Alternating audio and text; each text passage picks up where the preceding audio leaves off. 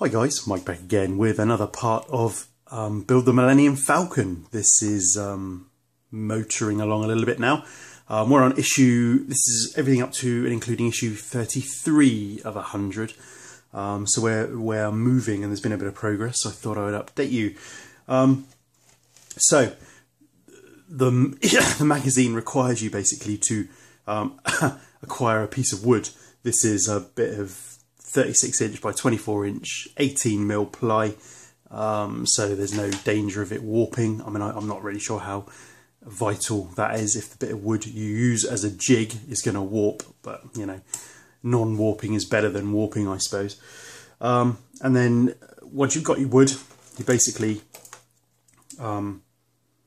take your jelly molds, your plastic jig pieces, and stick them to the jig. And these are, well, they say to use double-sided tape and sort of put it around the insides of the edges of the jig, and then sort of stick it down.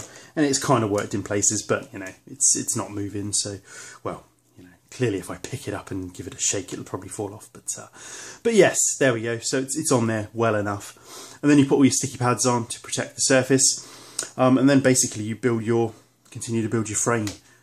Which we've been doing, so you know that fits in there, and I think it's designed for once you've got the hull plating on the underside here, it'll fit very nicely. So as you can see, we're nearly there. We've only got a bit more to join up, and we've got the whole of the framing done for the underside. Still no further on with the framing for the top. So, but that'll be coming. These little sections here that you can see, these little bits, is the front. That denotes the front of the ship, and they hold the mandibles. You know, the two iconic mandible sections jutting out of the Millennium Falcon. So yeah, we're motoring along. It's looking pretty good now, and I think I'm not sure on the next delivery. So that'll be issues 34, 5, 6, and 7.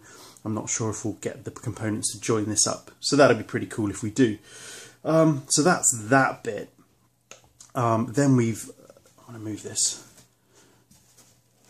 It's probably going to be one of those moments where I should turn the camera off and move it, but bear with me.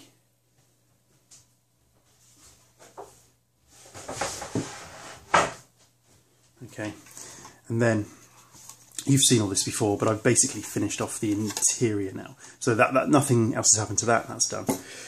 Finished the corridor sections basically. So these aren't glued. They recommend you not to glue them until you come to fit them properly. They've all got a ring around them to hold them all in place. So basically that goes there ultimately. Then we've got a little corridor section that you can see, just sort of painted up, and that goes there, I think. Yep, something like that anyway. So that goes there, that goes there. Then we've got this section here. Like I said, I mean, I've just painted the floor up really in a metallic fashion. This is the corridor leading to the cockpit, which goes there ultimately, screws in. And then the last little bit I've just done is this bit, this little bit of corridor that goes off like that. That goes to the crew section. And as you can see, those of you that are familiar with the design of the Millennium Falcon, we've got our cargo bay here, and then this would form a ring ultimately, so you can get around the ship because it's a circular ship, which makes sense. But you don't get, I think that's it for the interior sections. I think that's all you get. That's just a representation. And then when you've come to fit the final thing at the very end, you can take top sections of hull plating off to be able to look in. So that's that. So that's all finished for now. So just waiting to put all that together. And then we'll have a quick look in the box. And again, we're sort of running out of parts now, which is good actually. So I've shown you this before. Got the cockpit, got all the electronic-y bits, and one of the guns. Then we've got just hull plating basically. And again, like I said before, I'm just collecting this hull plating to decide what to do with it. These are our kind of latest parts, the sort of back end of the Falcon, and you get these thrust vectors they recommend that you glue these on after painting, or paint these and then glue them on, because there's, I don't know, because you can miss bits. But again, I'm not in a huge rush to build this. The way they kind of send you parts,